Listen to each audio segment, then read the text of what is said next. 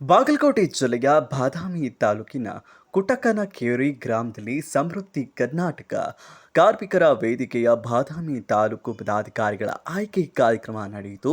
ಜ್ಯೋತಿ ಬೆಳಗುವುದರ ಮೂಲಕ ಚಾಲನೆ ನೀಡಿ ಕಾರ್ಯಕ್ರಮದಲ್ಲಿ ಪದಾಧಿಕಾರಿಗಳಿಗೆ ಶಾಲು ಹಾಕಿ ಸಂಘಟನೆಯ ಐಟಿ ಕಾರ್ಡ್ ವಿತರಣೆ ಮಾಡಲಾಯಿತು. ನಂತರ ಕಾರ್ಯಕ್ರಮದ ಕುರಿತು ಗಣ್ಯಮಾನ್ಯರು ಸಂಘಟನೆಯ ಉದ್ದೇಶ ಹಾಗೂ ಯೋಜನೆಗಳ ಬಗ್ಗೆ ತಿಳಿಸಿಕೊಟ್ಟರು. ನನ್ನ ಹಿರಿಯರ ಮುಖಂಡರು ಹಾಗೂ ಅಣ್ಣ ತಮ್ಮಂದಿರು, ಬಂಧು ಬಾಂಧವರು, ಹಾಗೆ ಗೆಳೆತನದ ಮಿತ್ರರು, ಅವರಿಗೆ ಎಲ್ಲರಿಗೂ ನನ್ನ ಧನ್ಯವಾದಗಳನ್ನು ತಿಳಿಸುತ್ತಾ, ಸಮೃದ್ಧಿ ಕರ್ನಾಟಕ ಕಾರ್ಮಿಕರ ವೇದಿಕೆಯ ರಾಜ್ಯ ಸಮಿತಿ ಇಂದು ಬಾದಾಮಿ ತಾಲೂಕು ಘಟಕದ ಉದ್ಘಾಟನೆ ಸಮಾರಂಭನ ಏರ್ಪಡಿಸಿದ್ದೀರಾ.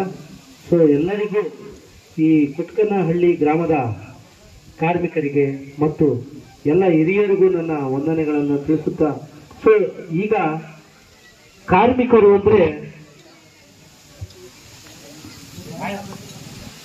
ಒಂದು ಬಡ ಕುಟುಂಬದಲ್ಲಿ ಬಂದಿರುವಂತಹ ಕೂಲಿ ಕಾರ್ಮಿಕರು ಹಾಗೂ ಅಸಂಘಟಿತ ಕಾರ್ಮಿಕರು ಮತ್ತೆ ಎಲ್ಲ ಕಾರ್ಮಿಕರು, ಈ ಕಾರ್ಮಿಕರ ವರ್ಗದವರಿಗೆ ನಮ್ಮ ಕರ್ನಾಟಕ ಸರ್ಕಾರದ ವತಿಯಿಂದ ಈಗ ಹೇಳಿದ್ರು ನಮ್ಮ ಹಿರಿಯರು, ಮಂತ್ರಿ ಇರ್ತಾರ.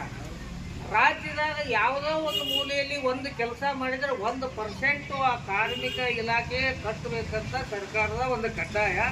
ಸಾಕಷ್ಟು ದುಡ್ಡು ಈ ಕಾರ್ಮಿಕ ಇಲಾಖೆಯಲ್ಲಿ ಐತಿ. ಆದ್ರ ನೀವೇನು ಒಂದು ಸಂಘಟನೆ ಮಾಡಕತ್ತೀರಿ, ಈ ಸಂಘಟನೆಯವರು ವಿಶ್ವ ಎಲ್ಲ ಒಂದು ಕಾರ್ಮಿಕರಿಗೆ ಒಳ್ಳೇದಾಗೋದನ್ನ ಒಂದು ವ್ಯವಸ್ಥೆ ಮಾಡಬೇಕು. ಈಗ ಜಿಲ್ಲಾ ರಾಜ್ಯ ಲೆವೆಲ್ನಾಗ ನೀವು ಒಂದು ಸಂಘಟನೆ ಮಾಡಿರಿ. ಇದು ಏನು ನಾವು ತಾಲೂಕಿನಾಗ ಮಾಡಿದ್ರಲ್ಲ, ಇದು ಒಳ್ಳೆ ನಮಗೆ ಒಂದು ಸುಸಂಧಿ.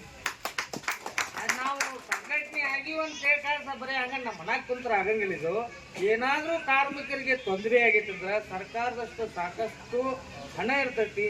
ಈಗ ನಮಗೆ ಮಾಡಿದ್ರು ಕೋವಿಡ್ ಬಂದ ಹೊತ್ನ್ಯಾಗ ಅವ ಪೂರ್ವದಾಗ ಒಂದಿಷ್ಟು ಮಂದಿ ಈಗಾಗಲೇ ಏನು